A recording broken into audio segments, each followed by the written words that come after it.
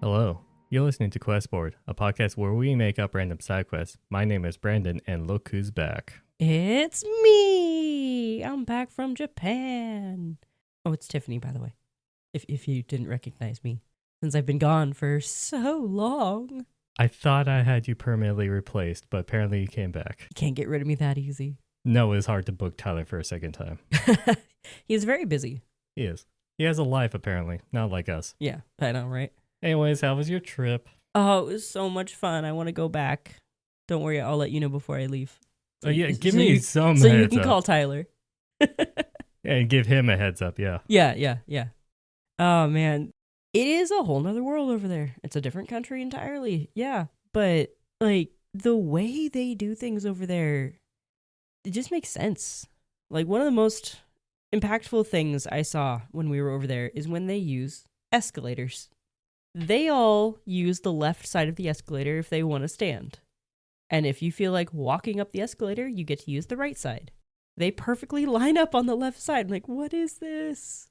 They just all do it automatically. It's great. No? No, I mean, this sounds logical, and we don't do that here in this country. Yeah, I know. This is America. You do what you want. So, But also, the food over there. They don't have all the preservatives and the crap that we have in our food. And I think it's pretty much outlawed, some of the stuff we put in our food. I literally lost weight eating 7-Eleven food. Like, we made our dinner out of like 7-Eleven sandwiches. By the way, their 7-Elevens have really good food. hang on. So you ate nothing but 7-Eleven food the entire time there? Oh, no. We ate other places That'll be too. so funny. It was like, oh, we went That would to be another hilarious. country and we just went to convenience store the entire time. Honestly, you could live off of that healthily. No, this suddenly remind me, there. small tangent. When I was a kid, my family went to like Las Vegas Mhm. because my parents decided to take 2 elementary school kids to Las Vegas, early Yeah, that doesn't make 2000s. sense. No, they had family shows. Okay, yeah. But I remember a distinct memory of, as a kid in Las Vegas, wanting McDonald's. Nice. And I'm like, looking back, I'm like, you're in Vegas. Right? Why are you demanding McDonald's? You're an idiot. Well, admittedly, You went to McDonald's? we went to McDonald's. Oh my God. I mean, it was better over there. Their food didn't taste like the fry oil was 3 days old. Excuse me. That is a nice taste if you're in the mood for it. Okay, I get that. But also, it was very fresh tasting everywhere we went. All the food was. We also tried Shake Shack while we were there. I've never had Shake Shack before, so Me I don't neither, know so if I don't know if I that's don't good or know not. if what I had over there was a good metric, but it was very good. So now I might be a little biased. But also, we went to some really nice restaurants that were actually Japanese restaurants. We visited Takayama Village, which is a little bit further north. And we went to 1 Pound Steakhouse, or if you read the sign, the English part of the sign is Steakhouse, 1 pound. Where we got to try Hida beef. So you've heard of Wagyu beef, right? Yeah. Well, apparently Wagyu beef just means a certain collection of different types of beef from Japan. There's Kobe and Hida. I don't know if there's any other ones, but I know there's Kobe and Hida, and those are both collectively known as Wagyu. Oh, Hida's good. It's like the whole Hida prefecture. They're known for their beef there and their woodworking. How much did that steak cost, if you don't mind me asking? Oh, man, I want to say, I don't remember fully. I want to say like 6,000 yen. $60 for a steak? No, it's not $60. $50 for a steak? One moment. Let me Google the math. That's 42. Okay, a lot cheaper than I was expecting. Yeah. And that's only me thinking I might remember it correctly. Vaguely. You think it's worth $42? Every single yen. It was the best steak I've ever had in my entire life. And later, when we went to a really fancy restaurant that my husband had scheduled for us to eat at the top of the Skytree in Tokyo, we had 9,000 yen steak, which was Kobe beef. Both of these, by the way, were A5. So it's a direct comparison here. The hole-in-the-wall restaurant in Takayama was better. It's just the view in the Skytree was nicer. I would love, I don't know if it'll be now, but years down the road, we'll get one Japan listener Yeah. listening to this episode. Like, how dare she? Hey, if they're from Takayama, they know their beef is good. You're starting a feud. Maybe not now, but down the road. I will back this feud. You'll be Hida beef. canceled. If you ever get the chance, all you listeners out there, if you ever get the chance to go to Japan, go to the Hida Prefecture and try the beef. It's amazing. They literally sell it like on skewers on the street too. Like those, I couldn't get enough of those either. That wasn't even the A5. The A5, literally, you could cut it with a fork. It was so tender. So is there anything else you did besides eating a bunch of food? So far, you just said nothing but foods. I'm On sorry. this trip. I'm also, okay, little context here. I've started a fasting diet since I got back, and today is one of my fasting days. So all I can think about is food. Oh, okay. End of context. That makes sense. We also, we did visit Takayama, and it's a beautiful old town with, like, they've got multiple streets that are called Old Town, and it's buildings that either they're recreations or they actually are from the Edo period. Like, just super old, beautiful looking buildings, and all of these really intricate floats that they'll bring out for festivals. And some of them even have like little marionettes on them that they'll do shows with. They were gorgeous. And just the history in that town is pretty insane. But we also, when we were in Osaka, we got to visit Osaka Castle, which the architecture on that is just gorgeous. It's this huge castle on top of a hill, on top of like a mound of rocks. And we were just honestly amazed at how they built the walls. They're just like huge boulders perfectly carved to fit with each other. Well, yeah, it was a lot of manpower. Yeah. And then not all of them willingly. No. When we went to Tokyo, we got to visit the Imperial Palace. We didn't actually get to go in anywhere, but we got to look at it from afar. Also very beautiful, and the cherry trees everywhere just were beautiful. Yeah, you went during the time of year where Yes. that is very visual. Yes, we went in cherry blossom season, so everything was just beautiful. It was so great. And everyone in the cities was super nice. There was one day where we were staring at a sign, trying to figure out which train we needed to get on and where we needed to take that train. And this very sweet little lady walked up and asked us if we needed help, and then proceeded to tell us exactly where we needed to go, what train we needed to take, and led us all the way over to the entrance to the train station. She was probably thinking, dumb white people. Right? But we actually met multiple, like, actual Japanese citizens that helped us out in various situations. They were very kind. Well, that's nice. And that's where I'm going to end for now. That's my, this is Japan. They're really nice. Your travel, I was going to say travel diary. Your travel... Vlog? No, that's video logging. I know. What's a podcast log? Plog? This is your traveling review. There we go. There we go. My review of Japan. 10 out of 10. Would visit again.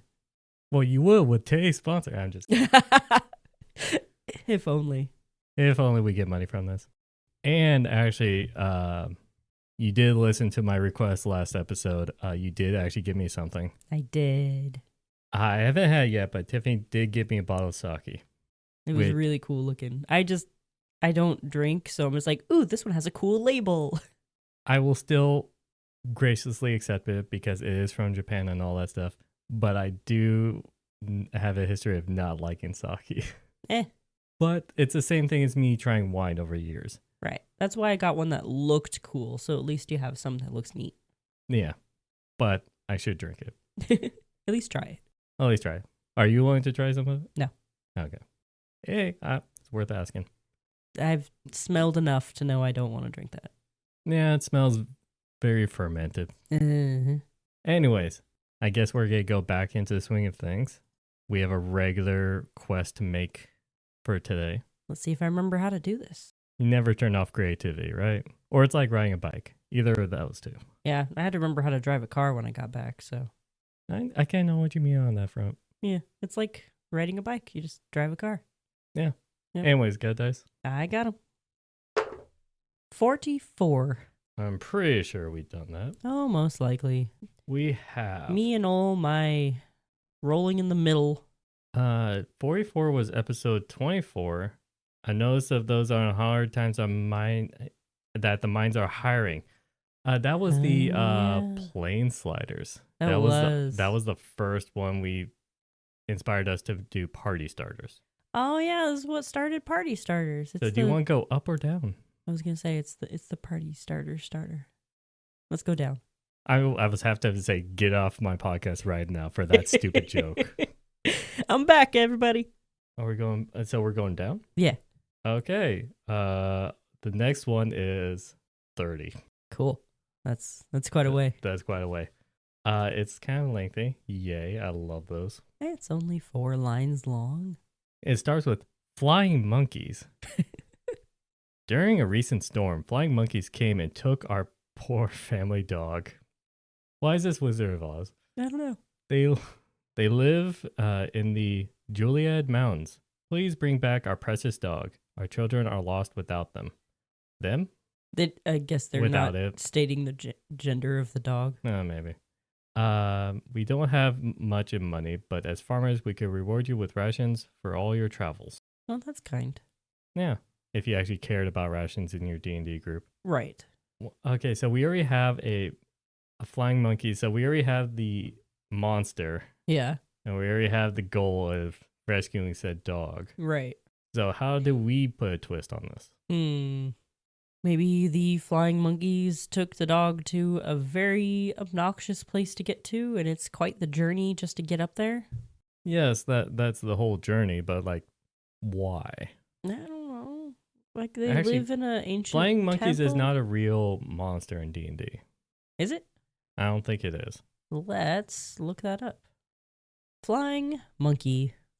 Challenge rating 0. Wait, what website are you on? The bestiary.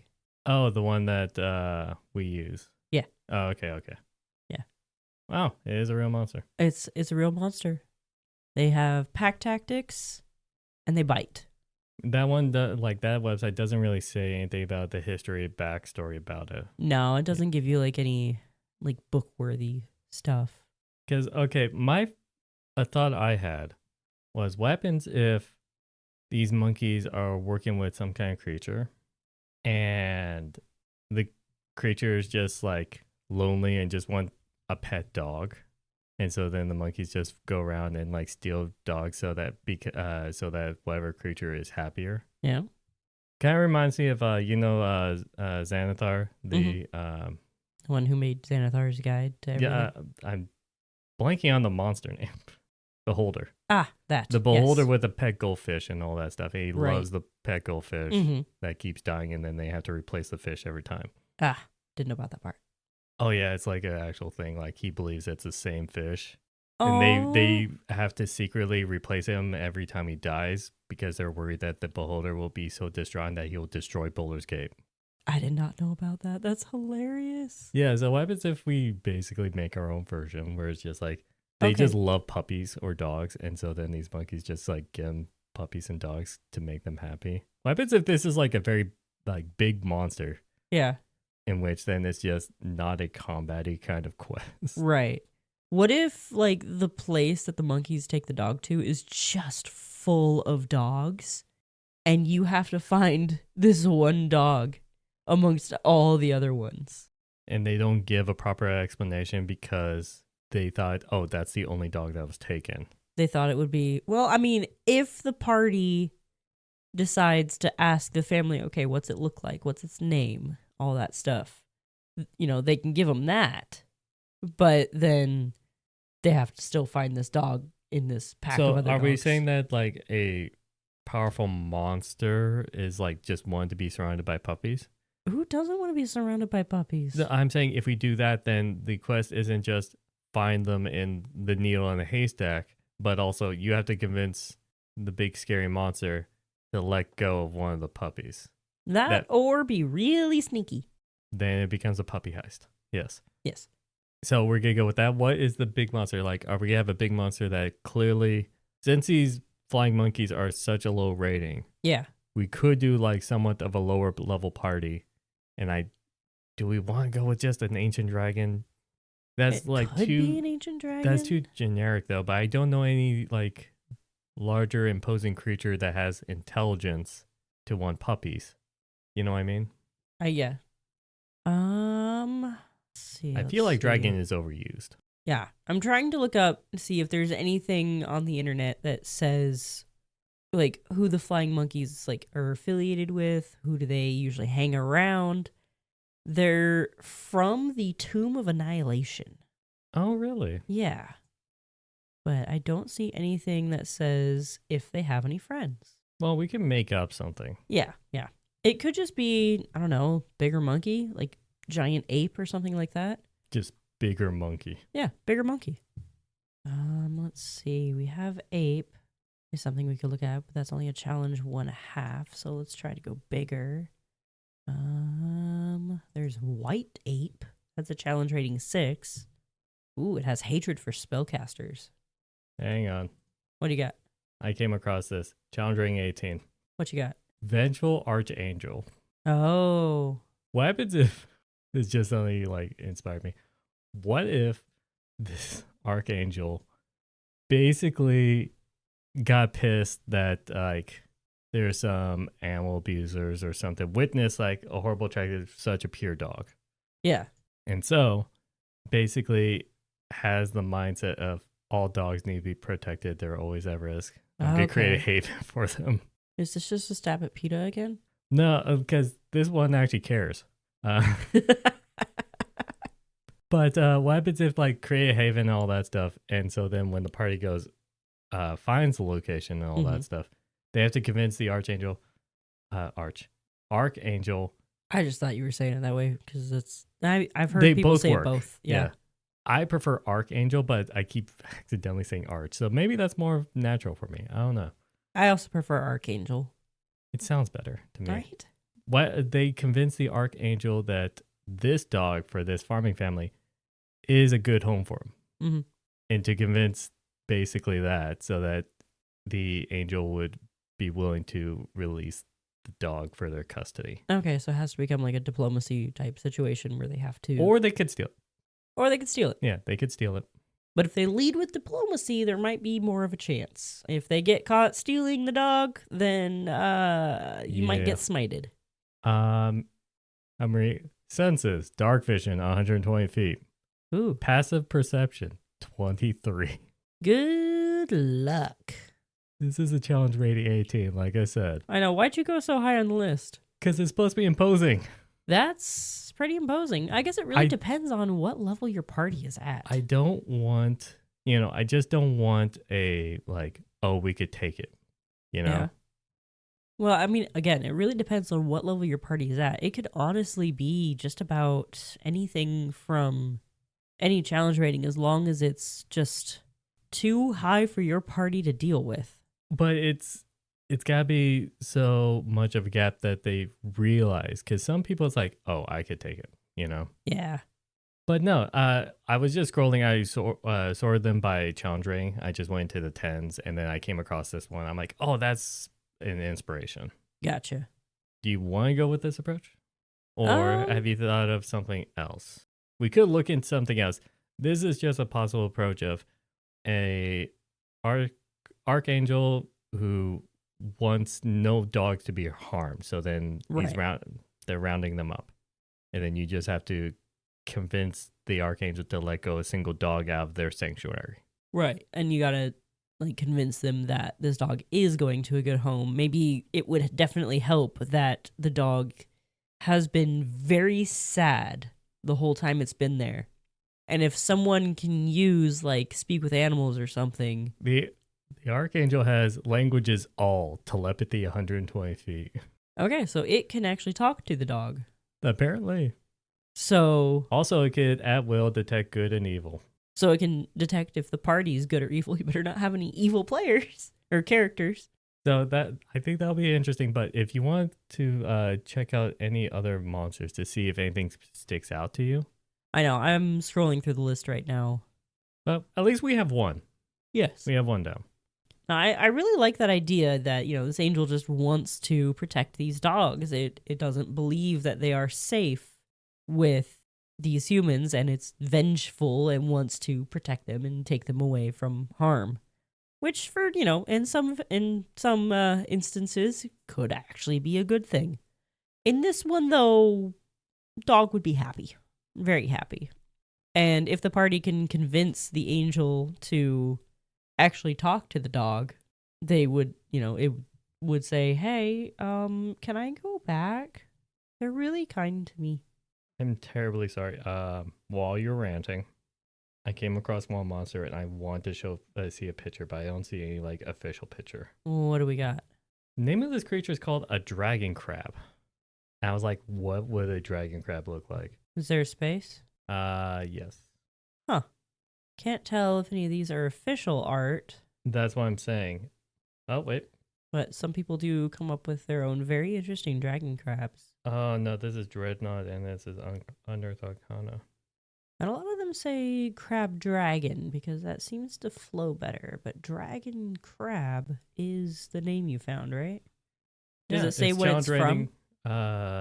16. Where would it say where it's from? It's at the very bottom. There's usually tags. Tomb of Horrors. Oh, that is a horror. Anyways, ignore that. I don't know how fun this would be to listen to. Oh, there's also homebrew ones on this website. Oh, that website has homebrew? Yeah, because I found one that's Baba Yaga, but it's a homebrew. I'm like, oh, maybe Baba Yaga wants puppies. I mean, yeah, Baba Yaga could want some puppies. Probably to eat, though. No, even puppies, like, even the Baba Yaga is like, we can't eat a puppy. I feel like Baba Yaga would eat a puppy. It'd be funny if, like, a notoriously bad thing just has a hard gold when it comes to, like, something innocent as a dog, That's a funny twist. You know what I mean? So far, we just got the Archangel. Uh-huh. So looking up just random stuff about Baba Yaga, it says that she's a... Oh, where did that go? Whoever's listening to this, if you're just fine with the Archangel thing, you could drop out now. Yeah, I won't blame you. So she lives deep in a birch forest. She's the keeper of herbal and healing wisdom and grants her knowledge, ... That's where it cuts off. All right, some stories call her a hero. See what I mean? Yeah, okay. I'm seeing it. Yeah, she's a witch goddess. She grants her knowledge to those who are worthy and of whom seek initiation. Interesting. I've never actually looked up the lore on Baba Yaga. I've only ever heard people speak of her in they're scared of her. It's like, wait, why are you scared of her? She's a nice old lady that just has a house with chicken legs. Well, usually hags have a connotation. Yeah. Some people think old people are creepy. I think they're adorable. Adorably creepy. Yep. Anyway, so it could be Baba Yaga stealing people's dogs, sending out these flying monkeys. Oh, I don't want to do this again. I already did this a couple times. What'd you do? I found an Arc Druid. No, we've done 12. We've done enough druids. No more druids. That's what I'm saying. I just came across it. Are we just getting ended with Archangel? Yeah, I like the Archangel arc. The Archangel arc. Yeah. No, I like the idea because it's an Archangel of vengeance. It's avenging these dogs. It's rescuing them. It's trying to do good, but in its I'm trying to think of a word here and it's gone now. His own twisted anger. Yeah. Grabbed one that was happy. No, just it's like told the flying monkeys to grab all dogs because then it was blanket statement. Yeah, and flying monkeys aren't that smart. Just it's, hey, there are dogs suffering out there. I will create a sanctuary for them. Yeah. You must collect all dogs now. Right. Where do you want to put this sanctuary? Real quick before we end the episode. Where do you want to put this sanctuary? Well, it'll probably be in a forest somewhere. Just a nice secluded grove where they have a nice babbling brook running through it. It's just a really happy place where they can romp around and be adorable puppies. Well, you could also have that in how in Oregon there's the Crater Lake. Yeah. Take away the lake and just make it where it's like a plains or a foresty area in there. Yeah. So it'd still be high up or anything like that. But high up, but in a crater. Yeah. That'd be neat. So it's protection of the dogs. Yeah. From everyone else. Like an old caldera volcano that's dormant now or yeah, stuff. And there's a forest perfect little forest in the middle of that, or like down in a deep valley where, so that's why I'm wondering like what kind of location, because we are making these players go there. Yeah. Well, my other thought was up in the clouds on like solid clouds that you can walk on. But how would players get there? I mean, you go homebrew. Yeah. But that just made me think of the deity who's in charge of this angel be like, we can't support all these dogs. This is not a foster home. Get these dogs out of my cloud. I'm not even the goddess of life or creation. Why do I have these dogs here? But yeah, no, I think like a old volcano would be a really nice safe place to keep. It's got all those tall Ridges that would stop people from climbing over. Except for adventurers, apparently. Yes. There might be like dangerous things around the outside of the mountain too, so they have to fight their way through some What happens if like pretty nasty beasts. it's like a circular thing like that, in the very center is like a pedestal or like a point, and that's where the angel stands vigilant the entire time? They just hang out on the old peak of the mountain from when it fell in. Well, just like imagine like it conclave down, right. And then in the middle of it, just like something man-made or something like the angel made just to like sit taller. So maybe like an old temple or something that was built in the middle of it. Something like that, and just like to stand vigilant. So it's then you basically play like that Eye of Sauron game. Pretty much. There's an old board game I used to play as a kid. Yeah. I don't think I've ever completed. Gotcha. But it was like a Lord of the Rings game where the Eye of Sauron was in the center of the board, and wherever the eye was pointing, you couldn't move characters in that direction. Oh, wow. Because then they would be detected and all that stuff. Right. I don't remember the name of that board game because that was like 20 years ago. But yeah, it just made me think of that. Anyways, so I guess this is what we'll be calling it. Let us know if you actually put this in your campaign. You can let us know, how did the party convince the angel to give up a dog? Mm-hmm. Or did the party try to convince the angel that all these dogs deserve to go back home to their owners? They might do like a mass thing and convince the angel for the entire, like all the dogs. Yeah. Let us know what happens. You can down in the comments of this YouTube video, or on X at QuestBoardPod, or on Blue Sky at QuestBoard. If you have a job posting of your own that you want us to make a quest of, you can let us know on any of those sites. I think with that, I wish you all a good night. And happy questing.